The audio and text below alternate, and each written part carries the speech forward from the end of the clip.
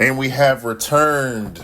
Lazarus, Season 1, Episode 6 recap. This is the Bigfellas Beefcast. Your boy DT Burdett. Don't forget to like, subscribe. You know what to do. But as we're hopping straight into this, we are going to get into a new cult, apparently. And as I've said once, and I will continue to say it over and over again, without Elaine, this show goes absolutely nowhere. So we learned that they get a tip. Per usual, it is through the eyes of Elaine, and with that being said, she was indoctrinated as a young lad. So we get a little bit more background on Elaine, and we find out that whenever she was younger, she was a part of this cult. The cult following is weird. Every single cult that you've ever heard of has been weird, but this one is called the Tower of Truth, and they're idolized behind a dragon of some sort. I don't really understand why this episode handled and came out the way that it did, but as we deep dive inside of it, we understand that Billy Perez is the front-facing member of the cult.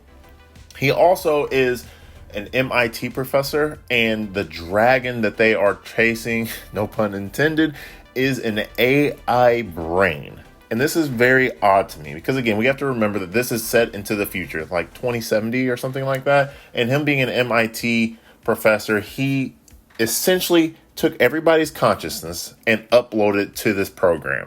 The way that I like to think about it, the way that I relate to this episode is it reminds me of Elon Musk whenever he has the Neuralink. So the members of this organization of the Tower of Truth have essentially this implanted thing inside of their head, and the professor, which is Billy Perez, brought it from MIT to their land. Now, there is nobody else there. This Tower of Truth, like other cults, is separated from the main community. I like to think of them as like Mormons or pilgrims or whatever you may have it, but they are not in check with the tech.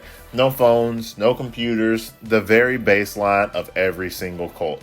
And of course, we have to give it to Elaine because she was the one who was brought up into it. She, however, escaped, and now she is part of the regular day-to-day activities and the things that we do here on the normal tech side, just like we do today in 2025.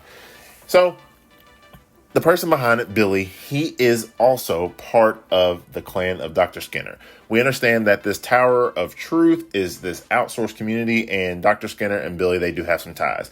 This anime is up and down and all over the place, but we also have to recognize that it is many layers deep.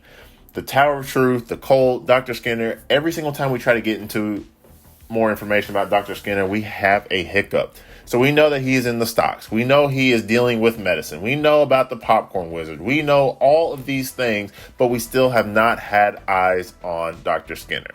He is doing some fraud with the medical department in Delta. He is all over the place. And this episode is no different. It is another wall that they have to bring down, and the gang does slowly but surely. But they do not get any eyes on Dr. Skinner. But since Elaine has her foot halfway in, halfway out, they decide to use her and Leyland. It is insinuated by Elaine that if you're an adult, just like most cults, you're going to be too smart, and they really welcome kids.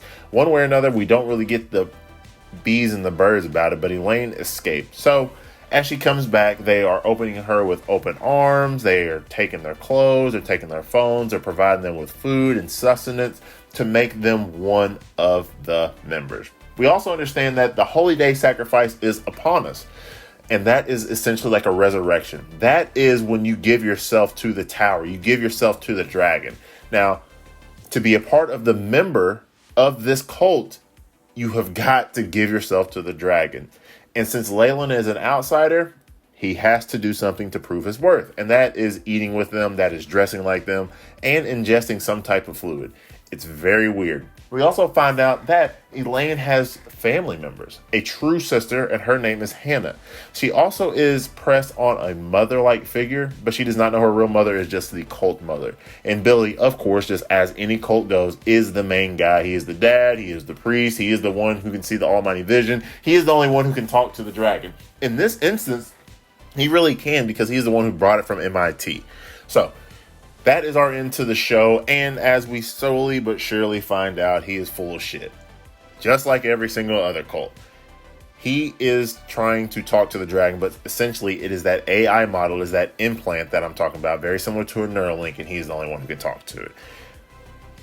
They go through this episode, and it's slow. There's really nothing exciting that happens. Of course, you have the very great scene. The cut scenes in Lazarus, that is what they are putting their whole entire existence on. I've said this in every single episode, and I'm sorry if I'm repeating myself, but it's the truth. They have a cutscene where they're going around another mountain, and all they are doing is sitting in silence. I have got to go back and watch Samurai Champloo again. I have to go back and watch Cowboy Bebop because we know that this is Watanabe's style. I understand that, and I'm really not trying to be a hater, but it is the same thing over and over again. The only thing that did not happen in episode 6 is we did not see Axel go complete rogue and do whatever he wants. However, same music, same cutscenes, the same thing over and over again. I don't know what they're doing. I don't know how somebody can sit down and look me in my eye and tell me that they are building to a better part of this show, because I don't see it. I truly don't. I'm trying my best. Episode 5 was very good. Episode 2, 3, and 4, L's in the chat.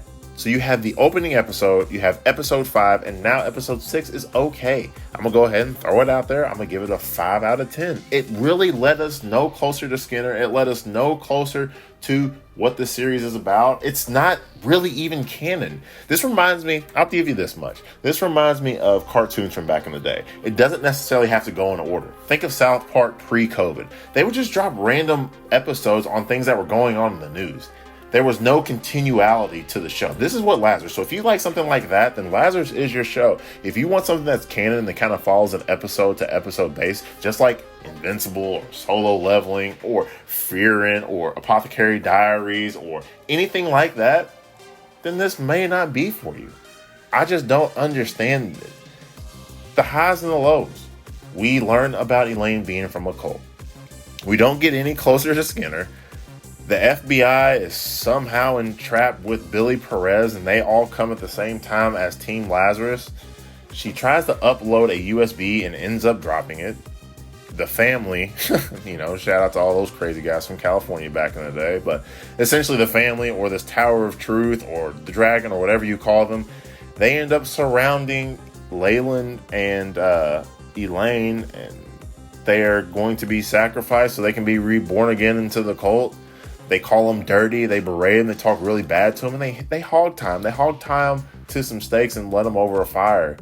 That has nothing to do with the world ending in 17 days. If you want to give some backstory or some backdrop about Elaine, that's fine. And we definitely got that with this episode. We understand that she has a trauma-filled childhood, and her sister is still a part of it, and she is still having battles breaking out. But Doug had nothing to do with this episode. Axel, who quote-unquote is the main character, had nothing to do with this episode.